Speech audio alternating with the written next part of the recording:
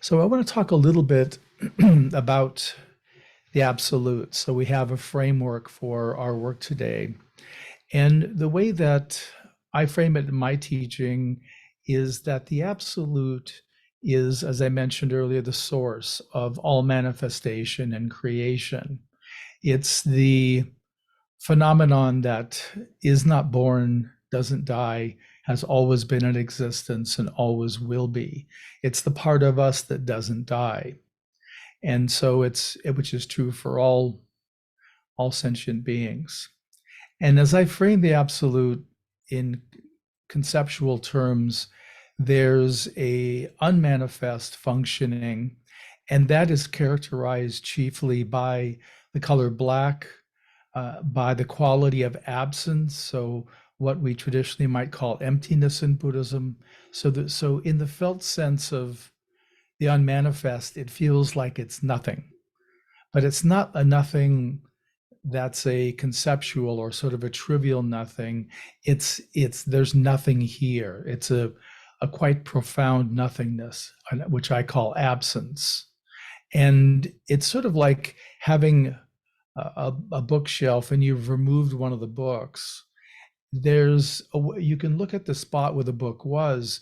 You can know that nothing is there, but there's a little bit of an energetic quality, like something belongs here. And that's how the absence is. It's nothing, it's empty, but there's a something there. There's a quality there that's not nothing.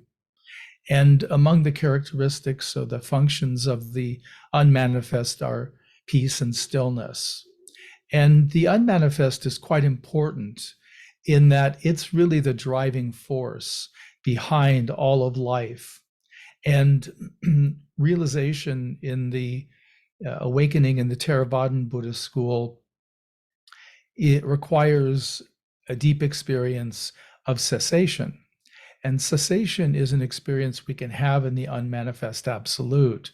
It's the peace and stillness. As we are drawn deeper and deeper into the peace and stillness, it will bring us to what I call the portal of cessation. And again, I'm using conceptual terms to describe non-conceptual experience. So it's a little bit off, but it's close.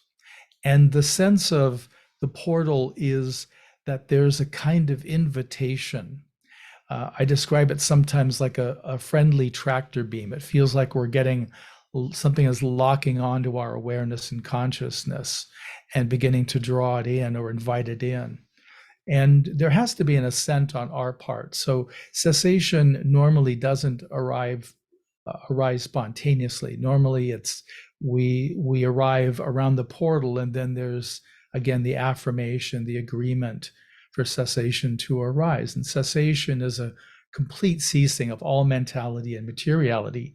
So there's no sense of, there's no awareness, there's no consciousness. So there's no perception at all. It's a dreamless sleep, it's a blackness, and we only know that it's happened after we awaken from it, or after we move out of cessation, are we aware that it happened.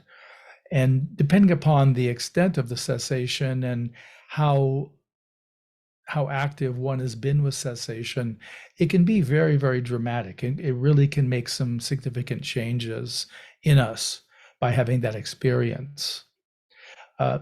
So that's the unmanifest functioning. The manifest functioning, this is what we're going to focus on in this retreat, is characterized by the color of white. So it has a real generative feel to it in the manifest. And the main quality there is love, is unconditioned universal love. So this is a kind of love that isn't dependent at all. So it's available to all of us. This is the basis of innate goodness. And it's unconditioned. So we don't have to earn it. We don't have to do anything to get it. We just have to orient to it and then abide with it. And it's present all the time. And so the love is really quite healing. We can differentiate it further into the four Brahma Viharas, or the heart practices of Buddhism, which are equanimity, which is an acceptance of the truth of the moment. There's mudita, which is empathetic joy. So it's rejoicing with others who are having joy or success. Karuna, which is compassion. And that's the tender holding of our or another's dissatisfactoriness or suffering. So it's not a taking away of suffering. That's how compassion is taught by other teachers. But to me, it's supporting.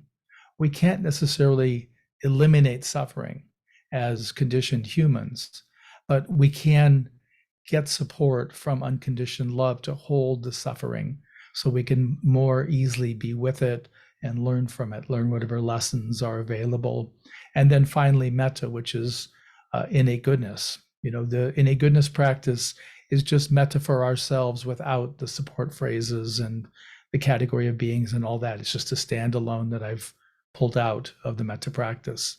So, so in the manifest absolute, there's this love, which is the primary feature, and in that, we can say co-emerge with that love is presence. And presence has a quality of here-ness, of immediacy, of nowness. In Zen, sometimes it's talked about as suchness, that there's a something, an indescribable something we can feel in a field, a kind of a power or a here-ness. And that's the presence quality of the absolute. And then finally, in the manifest absolute, along with the unconditioned love and pure presence, is pure awareness. And pure awareness is non-conceptual awareness. So normally we experience something and we're doing comparisons. So this reminds me of the experience I had on my last retreat. The meditation was very much like that. So we're comparing and contrasting. And that's the usual function of awareness by using our history. So to me, we're touching into our consciousness, recalling memories, and then relating it to the present experience. This is a shorthand way humans use for, in part, for survival, making sure, oh yes, this is a safe place because of these conditions, or this is unsafe because of these conditions. And with the pure awareness, it's like if I'm holding a cup of water and I ask you, what is it? The way that you would know what it is without concept would be to drink some of the water. Then you would know, is it warm or cold? Is it, what other qualities it has? So that's the pure awareness, where in the absolute, we know things by direct contact. We don't know because we're thinking about them and we're comparing it to our life memories. So that's how the absolute is sort of structured in my teaching. And the pure love is really tremendously important because, again, it isn't conditioned, it's always in existence. When we're in contact with it, we can begin to feel a kind of attunement. It can get to a perfect attunement with the absolute. We can feel this harmonization that's happening. Being in contact with the pure love of the absolute also is benevolent. We feel a way that we're being held, we're being protected, we're being nourished. So it's really generative in that way as well. And because of that benevolence, we view the world as being a safer, more wholesome place than we ordinarily might view it. So it really helps our perspective. The other aspect and function of the pure love of the absolute is it helps fill in that core wound, that egoic deficiency that everyone carries, that I'm not good enough, I'm worthless, I'm valueless, I'm unlovable, I'm etc., hopeless, helpless, bad. So it helps fill that in. The innate goodness does, and direct contact with the universal love helps fill in that negative belief, that conviction that we're flawed in some way. And of course, being connected to the unconditioned love also puts us in direct contact with the absolute. So in our source and the source of all reality.